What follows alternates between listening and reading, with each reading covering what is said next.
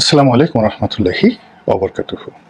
সম্মানিত দর্শক, সাবেক ব্রিগেডিয়ার আমান আজমি, তাকে নিয়ে বাংলাদেশে এখন নতুন যে বিতর্ক শুরু হয়েছে, এই বিতর্ক আগামী দিনে সম্ভবত জামায়াত ইসলামের যে রাজনীতি, সেই রাজনীতির যে অতীত বিভেদ এবং বিসংবাদ, এটিকে আবার নতুন করে সামনে নিয়ে আসবে।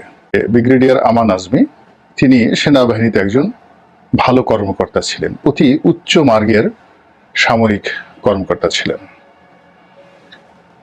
এখানে একটা দুঃখজনক যাকে বলা হয় রসায়ন, সেটি হলো সামরিক বাহিনীতে যারা যত ভালো হয়, মিলিটারি জিনিয়াস হন, তারা সোশ্যাল লাইফে, সামাজিক জীবনে তত বেশি যাকে বলে উদাসীন থাকেন, তত বেশি আমরা সাধারণ বাংলায় যেটাকে বলা হয় সরল সোজা হন। সাধারণত যারা বলে যে যারা বেশি লেফট রাইট করে, তাদের মাথার যে ঘিলু ওটি নামতে নামতে হাঁটুতে এসে পড়ে যায়।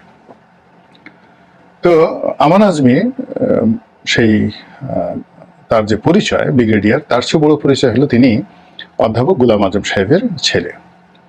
বাংলাদেশের জামায়াত ইসলামীকে যদি আপনি একটি দল মনে করেন, সেই দলের আধ্যাত্মিক নেতা অধ্যাপক গোলাম আজম, এবং এখন পর্যন্ত দলের সাধারণ নেতাকর্মীদের মাঝে গোলাম আজমকে নিয়ে যে আবেগ, যে অনুভূতি, ওই পর্যায়ে দ্বিতীয় কেউ আসতে পারেনি। তো তিনি কখনো কোনো পদ পদবি হোল্ড না করার পরেও, অর্থাৎ ৭৫-এর 15ই আগস্টের আগে তার কোনো পদ পদবি ছিলেন না, কিন্তু তার নামে দল পরিচালিত হতো। আবার পরবর্তীতে তিনি যখন কিছুদিনের জন্য আমির হলেন, আবার সেটা ছেড়ে দিলেন। কিন্তু যতদিন তিনি জীবিত ছিলেন, তার বুদ্ধি, তার পরামর্শ এবং তার কথাই দল চলত। এবং এই কারণে বাংলাদেশের যে ট্রেডিশন, সেই ট্রেডিশন অনুযায়ী ওনার ছেলে পুলে, আত্মীয় স্বজন সবাই দলের খুব গুরুত্বপূর্ণ ব্যক্তিত্বে পরিণত হন। পরবর্তীতে যখন আবার মাওলানা মতিউর রহমান নিজামী সাহেব, যাকে বলা হয়, তিনি দলের নেতৃত্বে আসলেন, তখন তার পরিবার পরিজন এটাকে একটা ফ্যামিলি ডাইনেস্টিতে পরিণত করে ফেলেছিল। এবং আপনারা অবাক হবেন যে জামাতের লোক এই কথাগুলো বাইরে বলেনি কেউ, কিন্তু আওয়ামী লীগ, বিএনপির মতো যে দুটো দল বা জাতীয় পার্টিতে যে পরিবারতন্ত্রের কথা বলা হয়, সেই দিক থেকে গোলাম আজম কিংবা মতিউর রহমান নিজামী সাহেবের যে পরিবারতন্ত্র, এটা কেমন ছিল জামাতে, এটা মোরলেস জামাত সংশ্লিষ্ট যারা লোকজন আছেন তারা ভালো জানেন। আর এখন যিনি আমির আছেন, তিনিও একসময় এই দলটির যখন সাধারণ সম্পাদক ছিলেন, অল অন এ সাডেন আমরা দেখলাম যে তৎকালীন যে আমির ছিলেন মকবুল সাহেব, তিনি বাদ, এবং হঠাৎ করে তিনি এখানে আমির হয়ে গেলেন। এখন তিনি বাংলাদেশের সবচেয়ে আলোচিত ব্যক্তি, এবং তাকে নিয়ে ইদানিংকালে বেশ সমালোচনা হচ্ছে, ট্রল হচ্ছে। তো সেই প্রসঙ্গে না গিয়ে যেটি বোঝা যাচ্ছে সেটা হলো, দলে কেবলই মাত্র তাকে দেখা যাচ্ছে, কিন্তু দলের যে সেক্রেটারি জনাব গোলাম পারওয়ার, তাকে আমরা দেখতে পাচ্ছি না। খুব অল্প জায়গাতে তাকে দেখা যাচ্ছে। তো এই হলো সার্বিক অবস্থা। কিন্তু আলোচনার গভীরে যাওয়ার আগে আমান আজমিকে নিয়ে যে কথাটি বলতে চাই, তিনি একটি সাক্ষাৎকার দিয়েছেন আয়নাঘর থেকে বের হয়ে, এবং তাকে কেন্দ্র করে এমনকি আওয়ামী লীগের লোকদেরও যে ইতিবাচক ধারণা ছিল, সহানুভূতি ছিল, এটি এখন রীতিমতো নেতিবাচকে চলে গিয়েছে। তিনি কতগুলো কথা বলেছেন, তার বডি ল্যাঙ্গুয়েজ, তার অ্যাপ্রোচিং, কোনোটাই আসলে স্বাভাবিক আমাদের যে সমাজের যে রাজনৈতিক আচরণ, সেই আচরণের মতো নয়। এগুলো হয়তো তার একান্ত ব্যক্তিগত কিংবা সামগ্রিক, এবং এই কথাগুলো এই সময় তার বলা উচিত কি উচিত না, এই বিষয়গুলো চিন্তা ভাবনা না করেই তিনি অলানে ছাড়ে যখন জাতীয় সঙ্গীত পরিবর্তনের কথা বললেন, তারপর জাতীয় পতাকা নিয়ে কথা বললেন, ৩০ লক্ষ শহীদদের নিয়ে কথা বললেন, এটি নিয়ে এত বেশি আলোচনা এবং সমালোচনা শুরু হলো, যেটি জামাত ধারণ করতে পারেনি। এবং সেটা না পারার কারণে জামাতেরই এক একটা পত্রিকা এক এক রকম আসছেন। কেউ বলছেন যে তিনি জামাতের কেউ নন। একটা পত্রিকা এসেছে, সম্ভবত পার্টির যারা কর্তা ব্যক্তি, তাদের পক্ষ থেকে বলা হয়েছে তিনি জামাতের কেউ নন। আবার অন্য পত্রিকাগুলোতে এসেছে যে বক্তব্য আমান আজমি দিয়েছেন, এটা তার একান্ত ব্যক্তিগত বক্তব্য, যার দায় দায়িত্ব পার্টি বহন করে না, হোয়াট এভার মেবি। এখন আমান আজমি যেটি বলেছেন সেটি আসলে জামাতেরই বক্তব্য, সাধারণ নেতাকর্মীদের বক্তব্য, এটাই কিন্তু সমাজে প্রতিষ্ঠিত হয়ে যাচ্ছে। এবং এর মধ্যে যেটি হলো সেটি হলো যে জামাতের এই সময়টিতে তাদের যে আচার আচরণ, চালচলন, কথাবার্তা, এটি দেখে মনে হচ্ছে যে তারা সবচেয়ে চিল্ড মুডে আছেন, অর্থাৎ পুরো সময়টি তাদের নিকট ইতিবাচক মনে হচ্ছে। দীর্ঘদিনের তাদের প্রতি যে অন্যায় করা হয়েছে, অবিচার করা হয়েছে, জুলুম করা হয়েছে সীমাহীন, আওয়ামী লীগ যা করেছে এটার কোনো তুলনা হয় না এই নির্মম নির্যাতনের। এবং অবাকের ব্যাপার হলো যে জামাতের এখন যে সমস্ত তরুণ তুর্কি আছেন, অনেকেই অকথ্য ভাষায় শেখ হাসিনাকে গালাগাল দিচ্ছেন প্রকাশ্যে, কিন্তু 4 তারিখ পর্যন্ত তাদের কারোরই খোঁজ ছিল না, কারো মোবাইল নম্বর ছিল না, সবাই ভিপিএন ব্যবহার করতেন। বেশিরভাগ একটু যারা নেতা প্রকৃতির জামাতের যারা লোকজন রয়েছেন তারা সবাই কেউ মালয়েশিয়ার নম্বর, কেউ সৌদি আরবের নম্বর, কেউ আমেরিকার নম্বর, ইংল্যান্ডের নম্বর ব্যবহার করতেন। এবং জামাতের আমির থেকে শুরু করে অন্যান্য যারা শীর্ষ নেতৃবৃন্দ রয়েছেন তারা প্রকাশ্যে কেউ ছিলেন না, এবং তাদের ফোন নম্বর কখনো কারো কাছে ছিল না। তারা যাকে মনে করতেন তার ফোন নম্বরে অন্য একটা নম্বর দিয়ে কথা বলতেন, একেবারে ঝটিকার মতো তারা কথাবার্তা বলতেন। তো সেই অবস্থা থেকে এখন তারা যেভাবে মর্দে মুজাহিদের মতো বের হয়ে এসেছেন, মনে হচ্ছে তারা সবাই এক একজন খালিদ বিন ওয়ালিদ, এই ধরনের মানে বীরত্ব, খালিদ বিন ওয়ালিদের মতো বা আবু উবায়দা ইবনে জাররার মতো তাদের প্রজ্ঞা, মেধা এবং সামরিক ক্ষমতা রয়েছে। এবং তারা প্রশাসন থেকে শুরু করে হাঁটা চলা, কথাবার্তা সব ক্ষেত্রেই তাদের যে দৃঢ়তা এবং তাদের যে বিজয়ের যে যাকে বলা হয় অভিব্যক্তি, এটি এতটাই স্পষ্ট হয়ে পড়েছে যে স্বয়ং তারেক রহমান সাহেবও ভীত সন্ত্রস্ত হয়ে পড়েছেন। আর মির্জা ফখরুল সাহেব বা অন্যান্য যারা বিএনপি নেতা তারা তো অনেকটা কিং কর্তব্য বিমূঢ় হয়ে ভাবছেন এও কি সম্ভব, এটা কি করে হলো।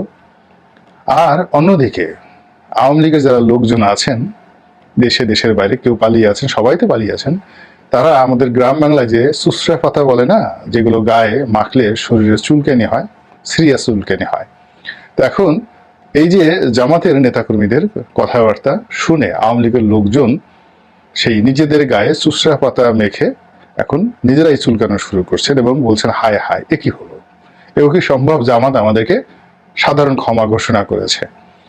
তো এই কথা মনে করে আওয়ামী লীগের যারা লোকজন রয়েছে যে যার মতো করে শরীর চুলকানো তাদের শুরু হয়েছে। তো যাই হোক, এখন এই যে অবস্থা, এই অবস্থায় জামাতের এটি পৌষ মাস, কিন্তু পৌষ মাসের একটা সর্বনাশ আছে। সেই সর্বনাশ হলো যে যখন মানুষের জীবনে সুসময় আসে তখন অন্তর্দ্বন্দ্ব, কলহ, বিবাদ এটি মাথার নাড়া দিয়ে ওঠে। 2 নম্বর হলো তারা অনেকের ঈর্ষার পর্যায়ে চলে যায়, অনেকে তাদেরকে হিংসা করে। এরপর যেটি হয় সেটি হলো তারা যে তাদের অচেনা শত্রু যারা ছিল তারা প্রকাশ্যে তাদের বিরুদ্ধে নেমে যায়। আর সর্বশেষ হলো বিভিন্ন সময় তাদের পক্ষে যারা সহানুভূতি প্রকাশ করেছে, কথা বলেছে, এরা এদের সুসময়ের কারণে এরা আর কেউ তাদের কাছে যায় না আর এদেরকে নিয়ে কথা বলে না। কেন? নিচের থেকে শুরু করি।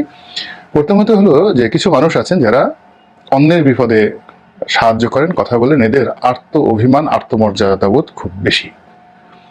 তো এই মানুষগুলো যে কোনো মানুষ বিপদে পড়লে, এমনকি তার শত্রু বিপদে পড়লে এগিয়ে যায়। তো জামাতের বিপদে এই বাংলাদেশের অনেক মানুষ তাদের প্রতি সহানুভূতিশীল ছিলেন যারা জামাত করেন না, কিন্তু জামাতের এই সুসময় সেই মানুষগুলো কেউ নিরপেক্ষ হয়ে গিয়েছেন, আবার কেউ হয়তো দেখা গেল যে তার বিরুদ্ধেও কথা বলছেন। এটা একটা প্রকৃতির নিয়ম।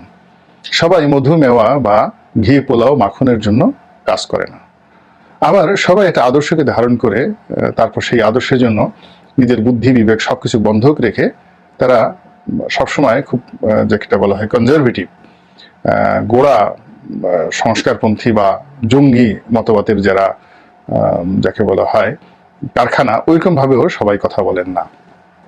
তো সেই কারণে জামাতের প্রথম সমস্যা হলো তাদেরকে নিয়ে যারা এই সিভিল সোসাইটিতে জনমানুষে জনপদে কথাবার্তা বলতেন, তারা এই হঠাৎ করে জামাতের যে ব্যাপক পরিবর্তন, সেই পরিবর্তনে তারা অনেকটা টাসকি খেয়ে চুপচাপ হয়ে আছেন। ফলে কি হচ্ছে, জামাতকে নিয়ে ইতিবাচক কথা তাদেরকেই বলতে হবে। এখনো এখন নিজের মুখে যদি নিজের ইতিবাচক কথা বা নিজের ঢোল নিজে পিটাতে থাকে, এটি 99.99% ক্ষেত্রে মানে হিতে বিপরীত হয়, কোনো ফল বয়ে আনে না। যদি তাই হতো তাহলে শেখ হাসিনার পালিয়ে যেতে হতো না। এরপর যেটি হলো যে গৃহবিবাদ যদি জামাতের মধ্যে দানা বাঁধে, সেটি আঞ্চলিকতা হতে পারে, সেটি অতীতের যে বিরোধ সেই বিরোধ হতে পারে, এবং এই বিরোধ কিন্তু আজকের নয়, 60-এর দশকেও ছিল।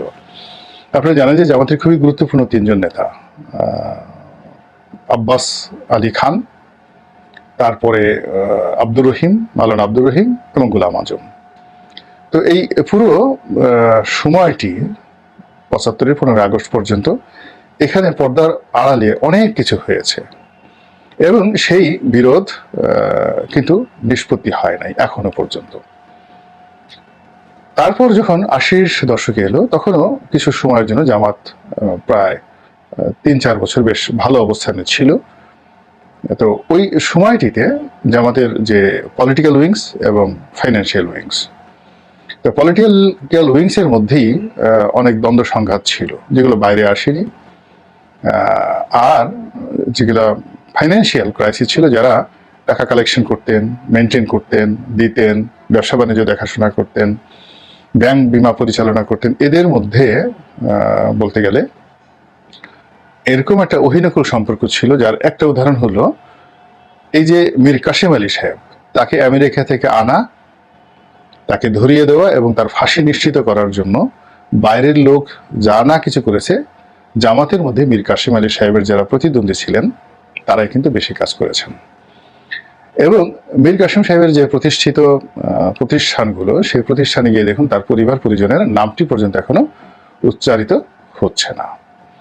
তো সেই দিক থেকে এই যে এখন যে জামাতের উত্থান এবং জামাতের যারা তরুণ তুর্কি, আপনি জনাব সেলিমের কথা চিন্তা করেন, হামিদুর রহমান আজাদ সাহেবের কথা চিন্তা করেন, কিংবা ডক্টর শফিকুর রহমান সাহেবের কথা চিন্তা করেন, তার সঙ্গে ডক্টর মাসুদের কথা চিন্তা করেন। তো ওনাদের সঙ্গে সঙ্গে আবার জনাব গোলাম আজম, তার পরিবার, জনাব দেলোয়ার হোসেন সাইদির পরিবার, গোলাম পারওয়ার তার পরিবার, বিশেষ করে মিজানুর রহমান আজহারি নাকি তার মেয়ের জামাই, আমি জানি না, আই ডোন্ট নো। কিন্তু এই জামাতের যারা তরুণ তুর্কি, যারা মাঠে ঘাটে বক্তব্য দেন, বক্তা, ওয়াজ মাহফিল করেন, তাদের মধ্যে আপনি স্পষ্টতই দেখবেন এক ধরনের হতাশা বিরাজ করছে। এবং সেই হতাশাটি এই যে জামাতের যে নতুন বিবৃতি যে গোলাম আজমের পুত্র কেউ নন, এটি আরো জটিল করে তুলবে জামাতের যে অভ্যন্তরীণ যে বিরোধ এবং বিসংবাদ। তো কাজেই জামাতকে পরামর্শ দেওয়ার মতো আমার কোনো প্রয়োজনও নাই, দরকারও নাই।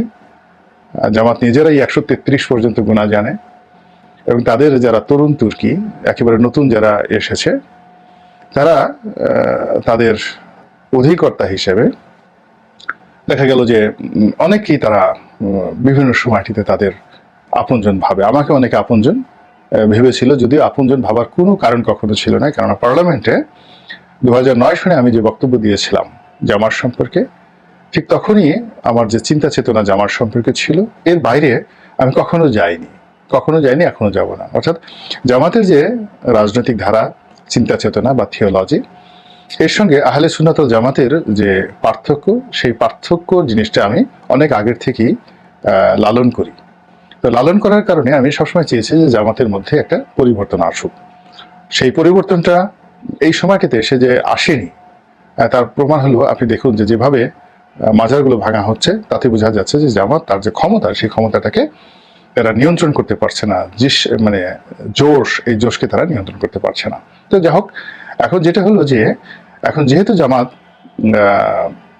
তাদের জজ্ঞাত স্থান থেকে বের হয়ে প্রকাশ্য রাজনীতি করছে, দুই নম্বর হলো তাদের যারা তরুণ তুর্কি, একেবারে নতুন যারা শিবির করেন, শিবির থেকে হয়তো আরেকটু প্রমোট হয়েছেন, তাদের মুখের ভাষা, আপনি এদের যে জামাতের যারা কর্মী সমর্থক, অনলাইনে গিয়ে দেখবেন যে তাদের যে মুখের ভাষা, কথাবার্তা, এগুলো শুনলে সেফায়েতুল্লাহ সেফু, অস্ট্রেলিয়ার সেফায়েতুল্লাহ সেফু, তিনিও লজ্জা পেয়ে যান যে আহা, আমি এই গালি সম্রাট হয়ে গেলাম। সে নিজেই নিজেকে গালি সম্রাট বলেন, শব্দ বোমার জনক বলেন, কিন্তু এই যে জামাত সমর্থকদের যে অনলাইনে যে গালাগালি, সেই গালাগালির কাছে মানে শেফায়েতুল্লাহ সেফু রীতিমতো শিশু।